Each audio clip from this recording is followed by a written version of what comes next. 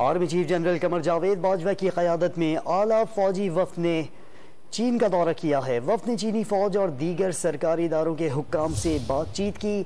दोनों ममालिक के फ़ौजी वफूद की एपेक्स मीटिंग भी हुई है। Army chief general Qamar Javed Bajwa की क़यादत में आला फ़ौजी वफ़द ने चीन का दौरा किया है।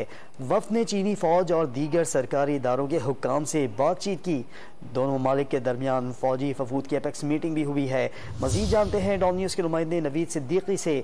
नवीद, दौरे से मुताल्लिक क्या मालूमात है? ISPR ने क्या बताया?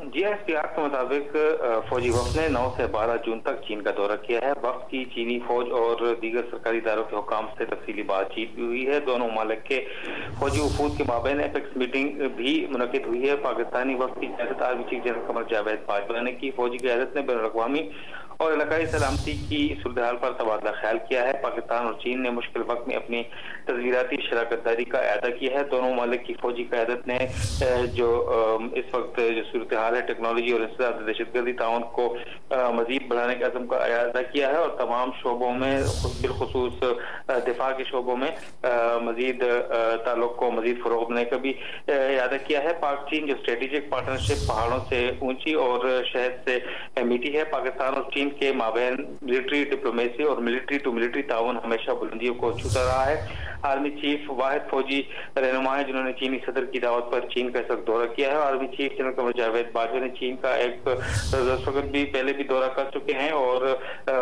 मुख्तलिफ दिफाई उमूर पर तफसीली गुफ्तगू भी की है। और ये ट्राइलेटरल जो वक्त है इसका भी ये तफसीली दौरा था 3 रोज का, जिसके दौरान जो चीनी ट्राइलेटरल वफूद के दरमियान तफसीली गुफ्तगू की है और मुख्तलिफ शोबों में और बिलखुसूस दिफा में तावन को फरोग़ देने की उमूर पर इत्तेफाक भी किया गया है। जी नवीद, बहुत शुक्रिया आपका।